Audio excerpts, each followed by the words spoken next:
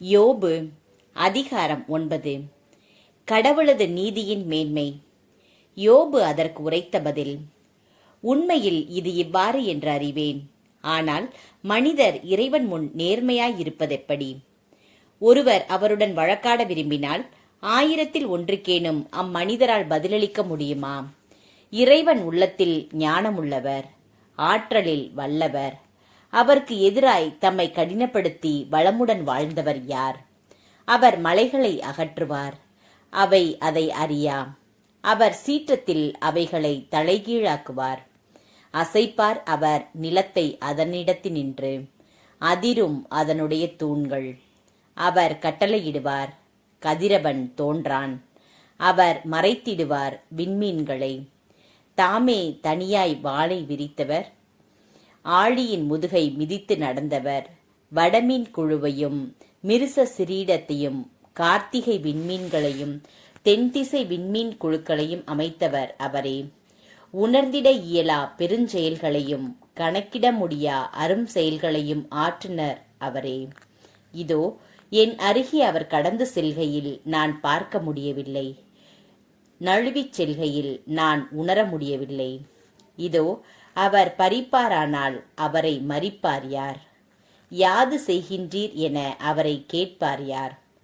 கடவுள் தம் சீற்றத்தை தணிக்க மாட்டார். அவரடி பணிந்தனர் ராகாபின் துணைவர்கள். இப்படி இருக்க எப்படி அவருக்கு பதிலுரைப்பேன்? எதிர் நின்று அவரோடு எச்சொல் தொடுப்பேன்.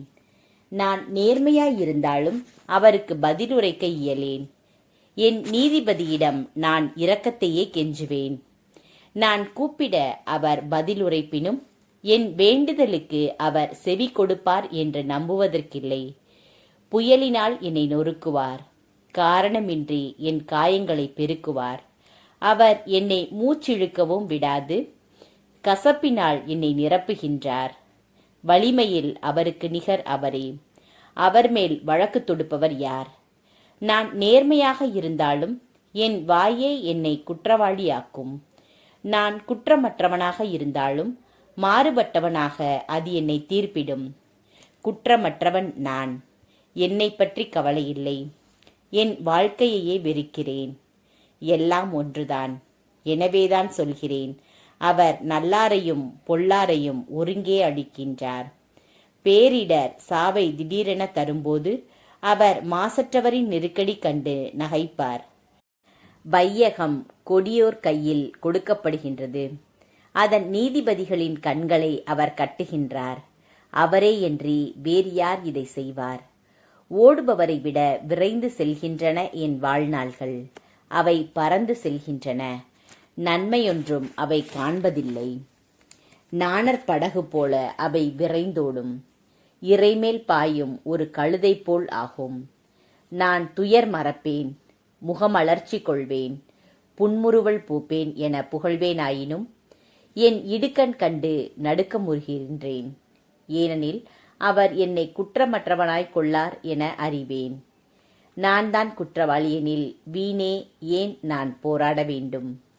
பனி நீரில் என்னை கழுவினும் சவர்க்காரத்தினால் என் கைகளை தூய்மையாக்கினும் குழியில் என்னை அவர் அமிழ்த்திடுவார். என் உடையே என்னை வெறுத்திடுமே. ஏனெனில் அவரோடு நான் வழக்காடவும் வழக்கு மன்றத்தில் எதிர்க்கவும் என்னைப் போல் அவர் மனிதர் இல்லை. இருவர் மீதும் தம் கையை வைக்க ஒரு நடுவர் கூட என் நடுவே இல்லை. அகற்றப்படுக அவர் கோல் என்னிடமிருந்து. அப்போது மிரட்டாது என்னை அவரை பற்றிய அச்சம். அவரிடம் அச்சமின்றி பேசுவேன் அப்போது. அப்படி பேசும் நிலையில் நான் இல்லையே இப்போது.